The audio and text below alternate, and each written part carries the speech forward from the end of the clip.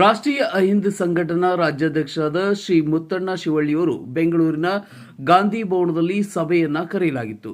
ಸಭೆಯಲ್ಲಿ ರಾಷ್ಟ್ರೀಯ ಅಹಿಂದ್ ಘಟಕದ ಮಹಿಳಾ ಅಧ್ಯಕ್ಷೆ ಸುಜಾತ ಮತ್ತು ಬೆಂಗಳೂರು ಗ್ರಾಮಾಂತರ ಅಧ್ಯಕ್ಷೆ ಲಕ್ಷ್ಮಿ ಮತ್ತು ಬೆಂಗಳೂರಿನ ನಗರ ಅಧ್ಯಕ್ಷರು ಬಸಯ್ಯನವರು, ಅದರಂತೆ ಬೆಂಗಳೂರಿನ ನಗರ ಒಬಿಸಿ ಅಧ್ಯಕ್ಷರು ಹಾಜರಿದ್ದರು.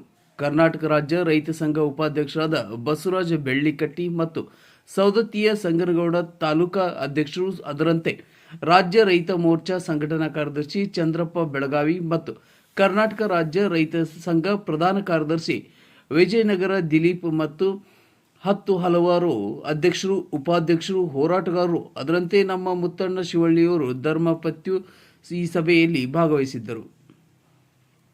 ಭಾರತ ದೇಶದ ಬಗ್ಗೆ ನಮ್ಮ ನಾಯಕರಾದ ರಾಜ್ಯಾಧ್ಯಕ್ಷರಾದ ಶಿವಳ್ಳಿ ಸಾಹೇಬರು ದೇಶದ ಸಂಸ್ಕೃತಿಯ ಬಗ್ಗೆ, ನಮ್ಮ ದೇಶವನ್ನು ನೋಡಲಿಕ್ಕೆ ಜಪಾನ್, ಇಂಗ್ಲೆಂಡ್ ಮತ್ತು ರಷ್ಯಾ, ನಮ್ಮ ದೇಶದ ಪರಂಪರೆ, ಸಂಸ್ಕೃತಿ, ಇಲ್ಲಿ ಒಂದು ದೇಶದ ಸಂಸ್ಕಾರವನ್ನು ನೋಡಲಿಕ್ಕೆ ಬಂದಿರುತ್ತಾರೆ.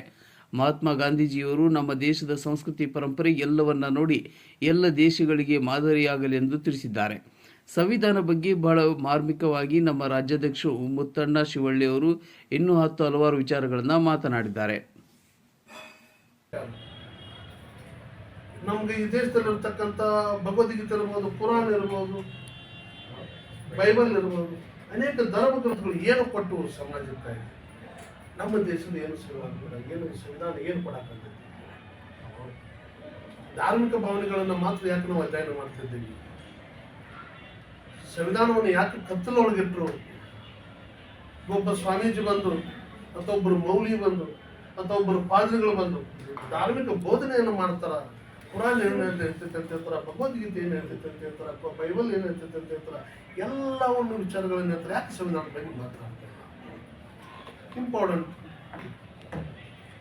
ಯಾಕಂದ್ರೆ ಯಾಕೆ ಕತ್ತಲೊಳಗಿತ್ತು? ಸಂವಿಧಾನದಲ್ಲಿ ಧಾರ್ಮಿಕ ರಕ್ಷಣೆಯನ್ನು ಕೊಟ್ಟಿದ್ದ ಅಂಬೇಡ್ಕರ್, ಮಾತೃತ್ವವನ್ನು ಕೊಟ್ಟಿದ್ದ ಅಂಬೇಡ್ಕರ್, ಅಭಿವ್ಯಕ್ತಿ ಸ್ವಾತಂತ್ರ್ಯವನ್ನು ಕೊಟ್ಟ ಅಂಬೇಡ್ಕರ್, ವಾಕ್ ಸ್ವಾತಂತ್ರ್ಯವನ್ನು ಕೊಟ್ಟಿದ್ದ ಅಂಬೇಡ್ಕರ್. ಅಷ್ಟೇ ಅಲ್ಲ, ಏಕತೆಯನ್ನು ಕೊಟ್ಟಿದ್ದು ಅಂಬೇಡ್ಕರ್. ಅಷ್ಟೇ ಅಲ್ಲ, ಚಪ್ಪಲಿ ಹೊಲಿತಕ್ಕಂಥವ್ರು ಹಿಡಿದು ರಾಜ ಮಹಾರಾಜರಿಂದ ಹಿಡ್ಕೊಂಡು ಎಲ್ಲರಿಗೆ ಒಂದೇ ಮತದಾನ ಕೊಡೋದ್ರ ಮುಖಾಂತರ ಸಮಾನತೆ ಕೂಡ ಇಂಥ ಒಂದು ಶಕ್ತಿ ನಮ್ಮ ದೇಶದ ಸಂವಿಧಾನದಲ್ಲಿ.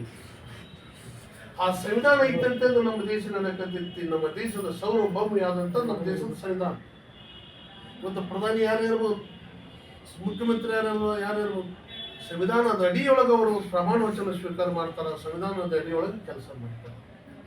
ಆ ಸಂವಿಧಾನ ಏನಾದರೂ ಇರದೇ ಇದ್ದಿದ್ರೆ ರೈತರು ಇರ್ಬೋದು, ಎಲ್ಲರೂ ಏನಾಗುತ್ತೆ ಬಡದಾಡಿ ಭೂಮಿ ಮೇಲೆ ಯಾಕಂದ್ರೆ ಹುಟ್ಟಿ ಬಂದಿತ್ತು, ಬೀದಿಯಲ್ಲಿ ಹೊಡೆದಾಗ ರಂಪ ಮಾಡ್ಕೊಂಡು ಸಾಯ್ತಿದ್ವಿ.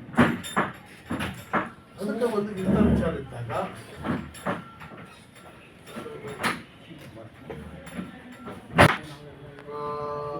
ಲಿಂಗಪ್ಪ ಅವರು ನಮ್ಮ ರಾಜ್ಯ ಕಾರ್ಯಾಧ್ಯಕ್ಷರಿದ್ದಾರೆ ಬೆಂಗಳೂರಲ್ಲಿ.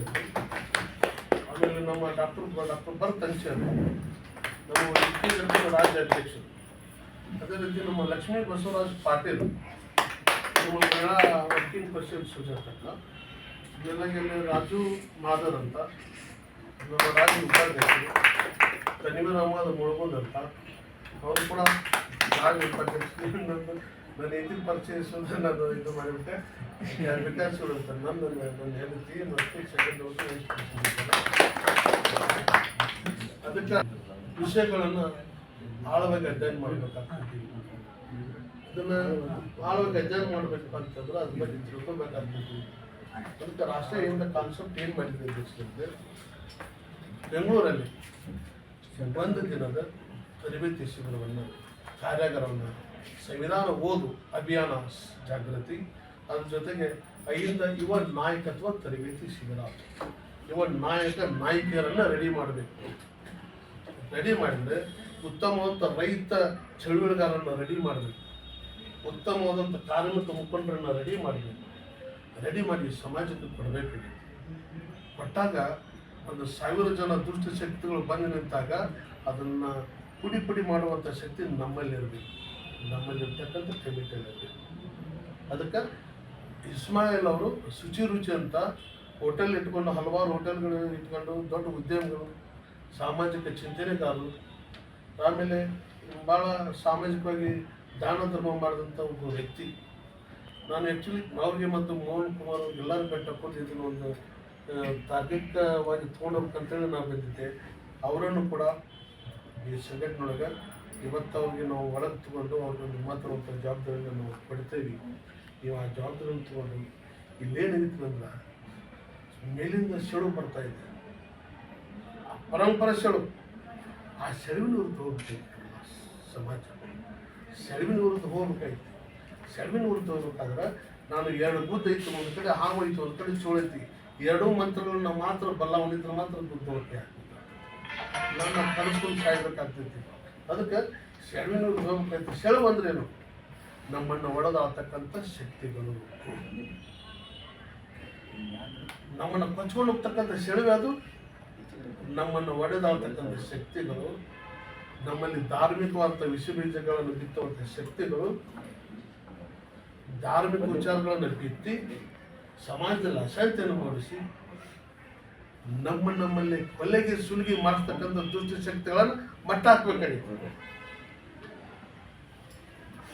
ಒಣಕಿ ಕುಡುಗೋಲು ಕಲ್ಲಿ ಎಲ್ಲ ಹಿಡ್ಕೊಂಡು ಹೋರಾಟ ಮಾಡ್ತಕ್ಕಂಥವ್ರು ನಮ್ಮ OBC ಜನಾಂಗದ ಹುಡುಗರು, SC/ST ಜನಾಂಗದ ಹುಡುಗರು, ಆರ್ಥಿಕ ಬಡವರಿದ್ದಂಥವ್ರು. ಅಧ್ಯಕ್ಷರು ಶ್ರೀಮಂತ ಹುಡುಗರು ಯಾರು ಮಾಡೋದಿಲ್ಲ. ಎಲ್ಲ ಕೂಡಿ ಒಂದು ಡೇಟ್ ಫಿಕ್ಸ್ ಮಾಡಿದ್ವಿ. ಮತ್ತು ಅವ್ರು ವೇದಿಕೆ ಮೇಲೆ ನಾನೇ ಒಂದು ಚೀಫ್ ಗೆಸ್ಟ್ ಆ ಕಾರ್ಯಕ್ರಮ ಮೇನ್ ಫೌಂಡರ್. ನಾನು ರೈತ ಸಂಘಟನೆ ಸ್ಟೇಟ್ ಕಾರ್ಯಾಧ್ಯಕ್ಷ ಇದ್ದೀನಿ, ಅವರು ಅಧ್ಯಕ್ಷರು.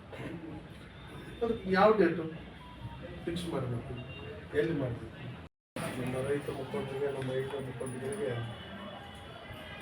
ಗೌರವಪೂರ್ವಕವಾದಂಥ ಹೃದಯಪೂರ್ವಕವಾದಂಥ ನಮಸ್ಕಾರಗಳನ್ನು ಹೇಳ್ತಾ, ಇವತ್ತು ಕರೆ ಹೇಳ್ಕೊಂಡು ನಾನು ಈ ರೈತ ಸಂಘಟನೆ ಒಂದು ಕಾರ್ಯಕ್ರಮಕ್ಕೆ ನಾನು ಮುಂದೆ ಕೈತಿದ್ದೀನಿ.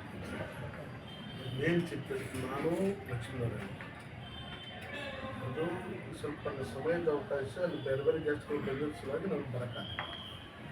ಇಲ್ಲಿದ್ದಂಥವ್ರು ಸುಮಾರು 50% ಜನ ಅವೆಲ್ಲ ನನ್ನ ಆತ್ಮೀಯ ಸ್ನೇಹಿತರು, ಹೆಣ್ಮಕ್ಳು ಕಡೆ ಬಂದಿದ್ದಾರೆ. ನಾವು ಇಲ್ಲೇ ನಮ್ಮ ರೈತ ಘಟಕದ ರಾಜ್ಯಾಧ್ಯಕ್ಷರಾದಂಥ ಬಸವರಾಜ ಬೆಳ್ಳಿಗೆಟ್ಟಿ ಅಂತ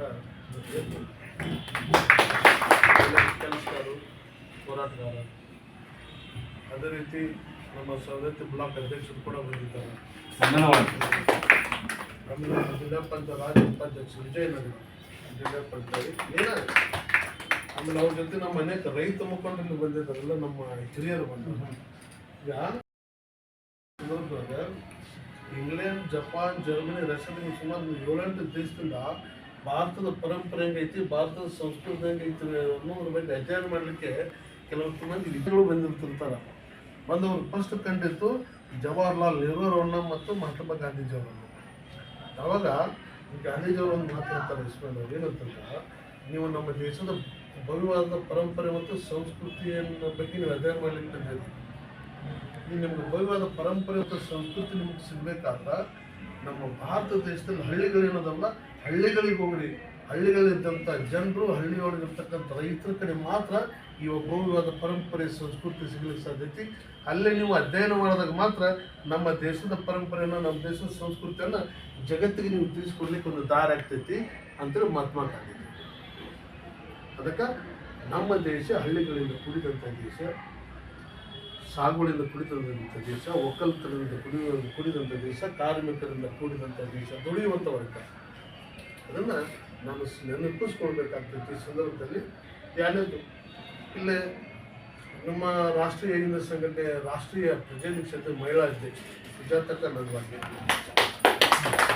ಆಮೇಲೆ ನಮ್ಮ ಬೆಂಗಳೂರು ಮಹಿಳಾ ಅಧ್ಯಕ್ಷರಂತ ನಮ್ಮ ಲಕ್ಷ್ಮೀ ಬಸವರಾಜ, ಆಮೇಲೆ ನಮ್ಮ ರಾಷ್ಟ್ರೀಯ ವಕ್ತಾರರಾದಂಥ ನಮ್ಮ ನಗವಾಡಿ ಸರ್, ನಮ್ಮ ಮಾರ್ಗದರ್ಶಕರು.